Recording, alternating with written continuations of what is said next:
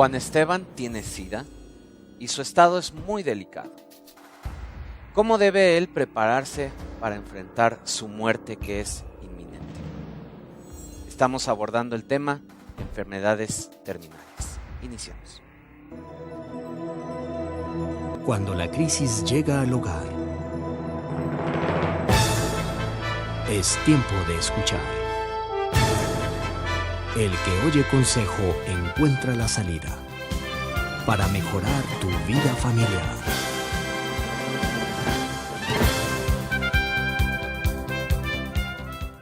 ¿Qué tal? Bienvenidos a su programa El que oye consejo. Nos da muchísimo gusto saber que nos sintonizan para hablar de estos temas que a veces son tabú en casa. En este caso, pues vamos a hablar acerca de las enfermedades terminales y les doy en este momento la bienvenida a este programa. Gracias por acompañarnos.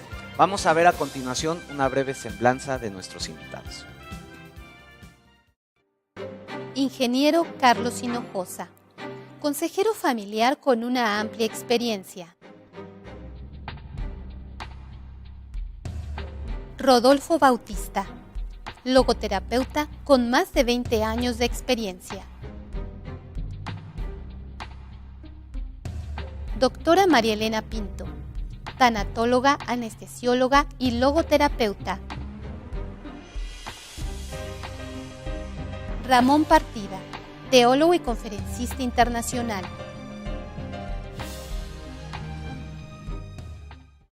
Y vamos a escuchar a continuación a nuestro público. ¿Qué opinan? ¿Cómo debemos prepararnos para la muerte? Adelante.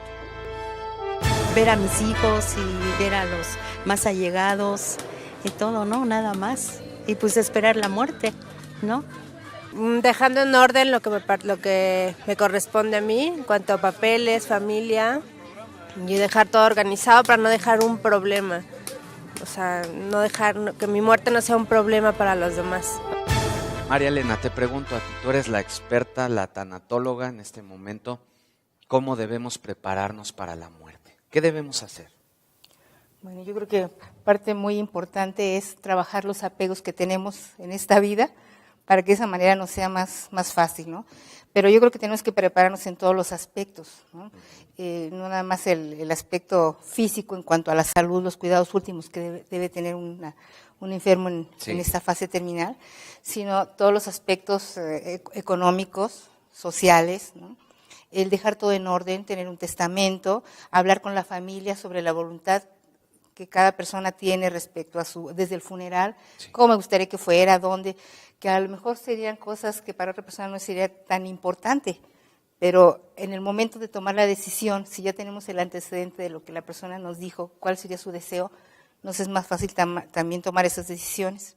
Claro. Entonces, yo creo que lo básico es dejar todo en orden. ¿Qué es dejar todo en orden? Eso depende de cada persona, los pendientes que tenga. Tiene que hacer como que una revisión exhaustiva, ¿no? Tú tienes un caso que me comentaste fuera de cámaras y creo que es importante que lo compartieras en este momento. ¿Cómo no? Yo empiezo esto porque yo pienso que la manera en cómo morimos determina en gran manera la forma en que vivimos. Y hay un caso que yo quiero platicar muy cercano de un familiar, de una tía que me demostró en todo momento esto que precisamente que acabo de expresar con una frase. Una mujer médico que le era difícil realmente porque ella sabía las consecuencias de un cáncer, ¿sí? De mama que de repente empieza a tener problemas y ella empieza a afrontar la vida de manera diferente. Se entera la familia, empezamos el proceso, empieza el sufrimiento, empieza la negación, muchísimas cosas. Pero a través yo de poder ver este caso me doy cuenta que era una persona que precisamente era muy íntegra, que preparó su vida. Ella preparó inclusive la parte de su funeral, dejó a sus dos hijos la manera de cómo ella estaba repartiendo los bienes que tenía y fue muy gratificante y muy verlo de cerca porque inclusive uno de sus hijos, un tipazo Carlos, él vivió su proceso de cerca. Cuando ella, por ejemplo, empezó a deteriorarse la salud, siempre nos recibía con una sonrisa, nos avisó que el periodo, ¿verdad?, no era muy largo, que ella realmente estaba arreglando la forma en cómo estaba viviendo. Y entonces muchas ocasiones yo pude ver cosas que me impactaron mucho mi vida, como el hecho de que cuando ella se le corta su cabello, porque el cáncer en su vida iba avanzando, pude ver también cómo su hijo pudo cortarse el cabello. O sea, el Entonces, había un acompañamiento, acompañamiento, había un un amor apoyo. preciso y cómo su hija inclusive también estaba al pendiente de sus necesidades. Yo pude ver eso de cerca, inclusive él trunca su carrera, que para muchos jóvenes es fundamental, se sale de su escuela para estar más tiempo con su madre y poderla disfrutar, al igual que con su hermano. Entonces, ese hecho a mí causó un impacto increíble en mi vida. Muchas veces yo me acerqué a ella, no preocupaba a la familia, cuidó mucho los detalles, pero la verdad fue una mujer que a mí me enseñó muchísimo, una muerte digna, una mujer que realmente preparó su partida de este mundo de manera muy especial. Y yo también veo, ¿no?, cómo la parte de la familia es fundamental, cómo sus hermanas, cómo todos nosotros estuvimos con ella, aparte por el cariño y el afecto que le teníamos, porque era una mujer que se entregaba, era una mujer realista, a la cual ella pudo ver de cerca esa situación. Pero ese periodo, la verdad, es cómo, muchas veces el cómo mueren las personas determina cómo viven. Y esa es enseñanza para mí de vida fundamental. Qué interesante. Sí. Híjole, y yo creo que ante una situación de una enfermedad terminal, yo creo que también la familia se tiene que preparar para vivir ese periodo, porque sin duda a lo mejor los cuidados van a ser muy intensivos, van a requerir tiempo, van a requerir tal vez adecuaciones en casa, ¿no? Carlos, ¿tú qué opinas? ¿Qué dices al respecto? Mira, desde que se habla con la verdad, entonces podemos entender hacia qué nos vamos a enfrentar. Sí. Por ejemplo, cuando se habla de una enfermedad como las que hemos hablado durante estos programas, deben entender la familia que el paciente no solo va a necesitar el apoyo moral, el apapacho y el estar con ellos, va a necesitar el apoyo físico y va a haber quien tenga que bañar, va a haber quien tenga que aportar económicamente para pañales o para cualquier medicamento. Sí, porque a lo mejor también ya no va a poder incluso asistir a su trabajo, ¿no? Exactamente. Y se tienen que ubicar en que todo el entorno le va a ser mucho más favorable durante ese tiempo que le queda de vida. Claro. Y ahora, también prepararse, yo creo que en el sentido económico, tal vez tú nos puedas decir algo al respecto, María Elena, porque hay veces que yo siento que la gente malgasta su dinero en tratar de prolongar la vida de la gente. ¿Qué nos dices al respecto? Sí, yo creo que sí, a veces se tendría que tener muy buena información sobre el proceso de esa enfermedad e informarse con los médicos tratantes para ver hasta dónde sí y hasta dónde no. De aquí se acuña el término nuevo que se llama ensañamiento o encarnizamiento terapéutico, el mantener a una persona con vida a costa de lo que sea. Y tendríamos que partir de la definición de qué es vida, ¿no? Si para esa persona es vida el simple hecho de estar conectado a una máquina y que la máquina haga que respire, Claro. o tener una conciencia de su entorno para poder interrelacionarse. Sí, o se ponen a buscar alternativas, ¿no? Yo he visto en los periódicos a veces que anuncian productos milagrosos, ¿no? Que curan todas las enfermedades, ¿no? Yo creo que hay que tener cuidado ahí, ¿no? Pero ante una situación así, yo creo que la familia lo último que pierde es la esperanza y siempre busca otras alternativas con esa fe de que algo va a resultar de ahí. Ahora, ¿habrá gente que no quiera prolongar este dolor, esta agonía? Y ahora pongo esto sobre la mesa. ¿Qué podemos opinar acerca de la eutanasia? Rodolfo. Un tema interesante, una pregunta muy interesante. Yo creo que la vida humana es digna de ser vivida hasta el último instante. Aquí tenemos que entrar en cuestiones de dónde es digno, hasta dónde ya no es digno, como decía la doctora. Una persona que no puede tomar decisiones por sí misma, una persona que no puede valerse por sí misma, una persona que no puede estar en una relación con otras personas. La pregunta aquí es si es digno ese asunto. Yo quiero platicarte una experiencia personal. Claro. Mi papá murió hace 11 años de un derrame cerebral y estuvo en coma como 8 días. Y entonces nosotros hablamos con los doctores y les dijimos, cuando mi papá fallezca, no queremos que le pongan respirador, no queremos nada. Porque el doctor nos había dicho, si el Señor regresa, va a regresar sin poder comer, sin poder hablar, sin poder moverse. Y con mi familia tomamos la decisión de que cuando llegara el tiempo final de la vida, que no lo regresara. Es decir, ¿para qué? ¿No? Es como también hablábamos hace un momento del egoísmo. ¿Para qué quiero a mi papá aquí así? ¿No? ¿Por qué no permito que al final cumpla su ciclo en la vida? Me tuve que despedir de él, por supuesto, un momento de dolor, de tristeza, de llanto, pero era como aceptar que tiene un fin, que tenía un fin, que no valía la pena tenerlo ahí, acostado, con respirador y sin poder él decidir muchas cosas, ¿no? Yo creo que tenemos que estar en ese sentido sensibles, preparados, creo yo, para poder saber decir adiós cuando ya la persona ha perdido toda esta parte de dignidad, de decisión, etcétera. Bueno, vamos a un primer corte y creo que esta parte de la eutanasia está muy interesante, así que no se vaya, regresamos.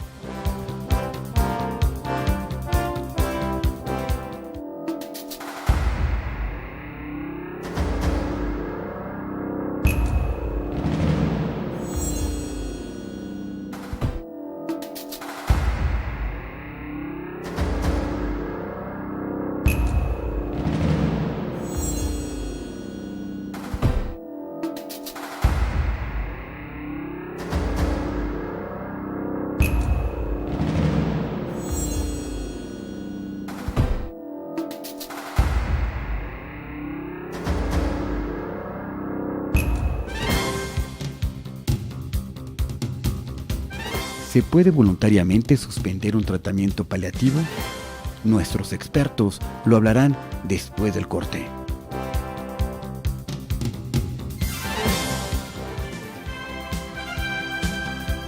El que oye consejo. Regresamos.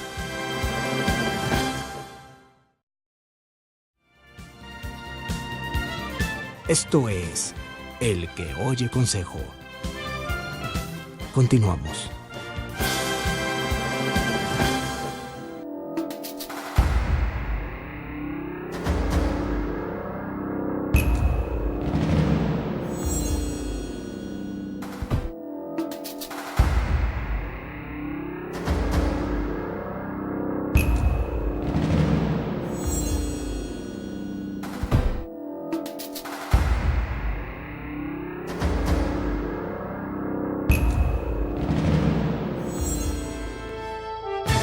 Desconocido y aparte el dolor que puedes sentir. En realidad no es a la muerte, creo que a sí mismo, a estar ausente. El dejar problemas en la familia, muchas veces se dejan herencias, hay muchas dificultades y dice, híjole, ¿cómo no dejé todo en regla, verdad? Para que mi familia no sufra. Estamos de regreso en su programa El que oye consejo, hablando de este tema que está muy interesante, enfermedades terminales. María Elena, tú ibas a complementar el comentario de Rodolfo. Sí, decía que no basta con que yo como familiar le pida al médico que cese las medidas para prolongar una vida, aunque haya sido voluntad de la persona, ¿no? Eso se tiene que hacer por escrito porque ya entran algunas implicaciones legales, porque el médico tiene la obligación de hacer todo lo posible en cuanto a los recursos con los que cuenta. Es parte del juramento que hacen, ¿verdad? De prolongar hasta donde sea posible, ¿verdad? La vida. Sí. Pero ahorita, en estos tiempos, se ha habido todas esas implicaciones legales, ¿no? Porque sí, desde la definición de qué es vida, una persona que esté en esas condiciones es incapaz de interrelacionar, aunque sabemos que probablemente escuche, no puede hablar, pero se llama vida vegetativa. Claro. Y bueno, volviendo un poquito al caso de Juan Esteban, que pues ya está en un estado bastante delicado, te pregunto a ti, Ramón, ¿qué tiene que preparar económicamente? Porque pues me imagino que él es la cabeza del hogar, a lo mejor él fue por mucho tiempo quien aportaba económicamente para su familia, etcétera. ¿Qué se hace? ¿Qué aconsejas ahí? Esto es un tema, pues la verdad, delicado. Hay que trabajar desde antes, como dice la doctora, estoy muy de acuerdo. Y es una alerta para muchas familias que nos están escuchando ahorita, para preparar la cuestión económica siempre también. Es indispensable tener la parte, se puede decir, del cuerpo, la parte humana, tener un seguro social, ver cuáles son las implicaciones que va a costar y qué tipo de enfermedad se van a enfrentar. Lo que sí es importante aquí es que la persona muchas veces no puede morir porque está angustiada, porque precisamente es el sostén de la familia o porque sus hijos están muy chicos. Ahí la parte familiar es fundamental. Yo pienso que aquí debe de haber los cuidados paliativos, que yo los considero mucho en el aspecto de dar un mantenimiento a una relación interpersonal. Es como un manto, un cobijo hacia la persona que se está despidiendo, ¿no? De decir, sabes que los familiares tienen que estar muy al pendiente, primero porque la parte médica ya está siendo atendida, pero la parte humana hoy es relevante en nuestro país. Tenemos que prepararnos desde el punto de vista psicológico, quién se va a hacer cargo de tal o cual cosa. Y eso debe de ser inclusive una situación educativa en nuestro país, ya en este momento. Las personas que están escuchando este programa tienen que estar al pendiente. Bueno, y si puede pasar algo fatal, ¿qué vamos a enfrentar? ¿Cómo lo vamos a enfrentar? ¿Quién va a tomar las decisiones? ¿Vamos a afrontar un seguro social o nos iríamos a la parte de la medicina? No olvidando que la medicina tiene su parte. La medicina está para que la persona viva más y mejor. Sí, pero la parte espiritual, la parte emocional, cómo cubrir y decirle a esa persona, tranquilo, te puedes ir en paz, hay un fondo de ahorro, hay algo que tú ya hiciste, ¿no? Porque finalmente él se va a despedir. Lo que hay que hacer con él es platicarle, vuelvo a insistir, preguntar qué te angustia, qué esto, y que la familia empiece a arroparlo con ese manto para que él pueda despedirse con dignidad. Eso es Yo lo creo que algo muy importante que tú dijiste es tener un plan, ¿no? Aunque no estemos enfermos de momento, pero tener un plan en caso de que algo ocurra, ¿no? Yo pienso siempre que yo estoy a favor de la vida. Sí, a favor de la vida, porque Dios precisamente dice, ¿verdad?, que el perfecto amor echa fuera todo temor. Y no sabemos qué pueda pasar también con este enfermo. Muchos se recuperan, de veras, son casos insólitos que es importante por eso acudir a un consejero familiar, un consejero también de la parte espiritual para que nos apoye, así como también ocupar todo el cuadro. Sí, yo pienso eso, yo estoy convencido de que un plan de vida tiene que ser para la persona e inclusive para los propios hijos, tomarse un tiempo en la vida. Muchas gracias, Ramón, y bueno, en estos momentos vamos a un corte y vamos a platicar un poquito acerca de los miedos que enfrenta un paciente en fase terminal. Volvemos.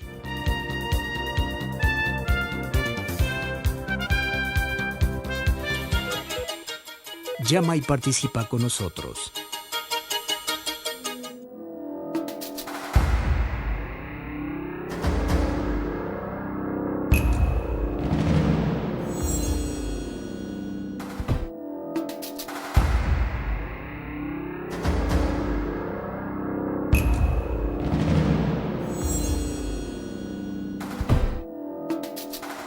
¿Ya viste? La primera foto oficial de ti y de mí como pareja. ¿La ves? ¿Sabías que sería bien parecido cuando nací? Todos en el hospital hablaban sobre eso. Pero tan bien parecido jamás lo imaginé.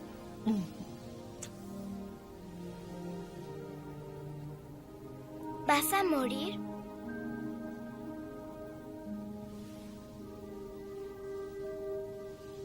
¿Tú qué piensas? Sí. Y no te volveré a ver. No verás mi cuerpo, pero...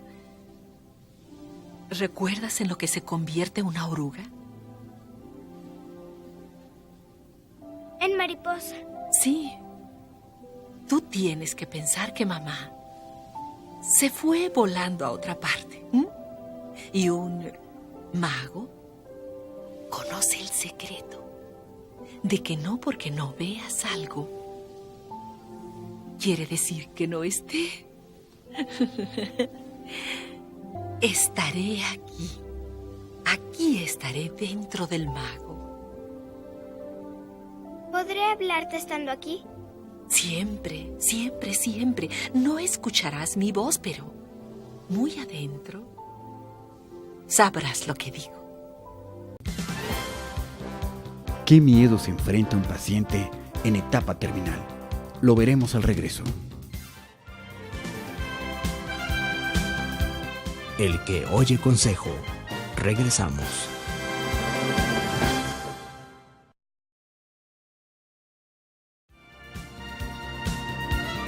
Esto es El que oye consejo. Continuamos.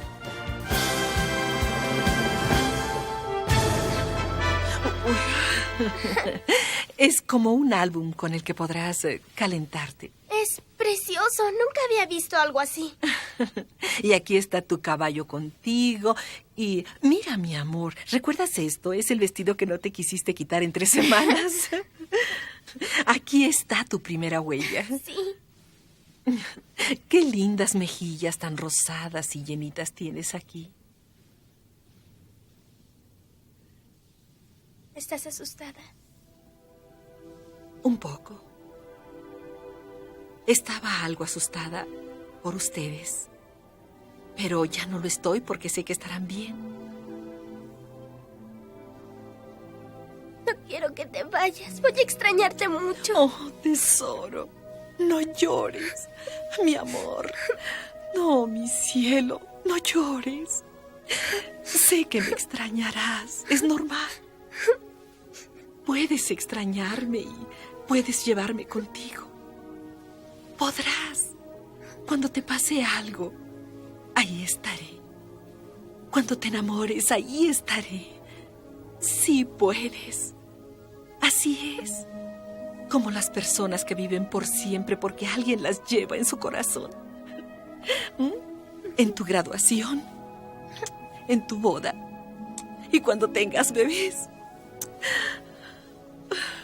Llévame contigo. ¿Lo harás? Siempre, siempre, siempre.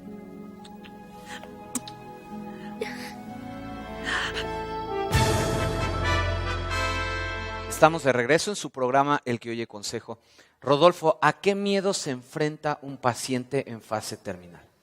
Bueno, fundamentalmente el miedo a la no existencia, el miedo a dejar de ser. ¿Qué va a pasar, verdad? Claro, el miedo a esta realidad que no conocemos, que es la muerte, y que todo lo desconocido, por supuesto, nos causa miedo. El miedo es una emoción humana básica. ¿Y se puede perder en algún momento este miedo o va a continuar? No, yo creo que el miedo continúa, pero lo que buscamos es que el paciente se reconcilie con la vida y que vaya al final de su vida marchando con dignidad. El miedo a la muerte es el miedo a no haber vivido. Ok, muchas gracias. Bueno, pues se nos ha ido el programa y es tiempo de consejos finales. María Elena, ¿cuál sería tu consejo final? Pues que hablen con la familia respecto a las condiciones de los últimos días de su vida, o cómo va a ser su funeral, qué quieren, y hablar todo eso con la familia para que tomen las decisiones en el momento que se tengan que hacer. Y tal vez anticipar un poco lo de si queremos un respirador y todas estas por cuestiones. eso hablar con la familia de todas esas cosas que quisieran ellos. Bueno, ok, muchísimas gracias. Rodolfo, tu consejo final. Sí, estoy con la doctora. Creo que tiene que haber una comunicación familiar. La familia está en un proceso de terapia porque también es el duelo de ellos, es una pérdida, y poder afrontar juntos este dolor de la muerte. Muchísimas gracias. Carlos, tu consejo. Karim, no descuidar que debemos de tener un plan funerario, que con anticipación podamos comprar ataúdes, el lugar donde van a depositar los cuerpos, la forma en que van a planear el velatorio, porque cuando se hace en el momento sale muy caro. Ok, entonces tener un plan contratado previamente. Así es. Muchísimas gracias. Ramón, tu consejo final. Sí, la palabra dice que hay tiempo para todo, tiempo para nacer y tiempo para morir, y todos vamos para allá. Entonces es importante que al acercarse a la muerte no solo sepamos que sufre el cuerpo, también sufre el alma y el espíritu. Entonces es una invitación para reconciliarte con tu familia y con Dios. Gracias, Ramón, y gracias a cada uno de ustedes por sus consejos. Es momento de despedir este programa. Vamos a continuar hablando acerca de las enfermedades terminales, ahora de cuando llega la muerte. Aquí en su programa, El que oye consejo. No se lo pierda. Hasta pronto.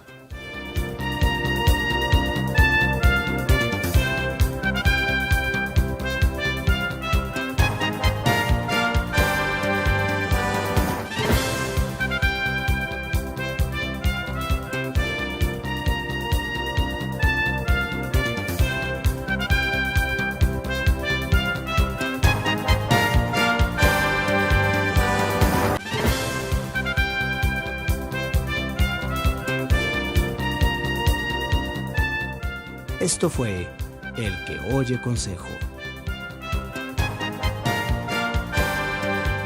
Nos vemos en este mismo canal. Hasta entonces.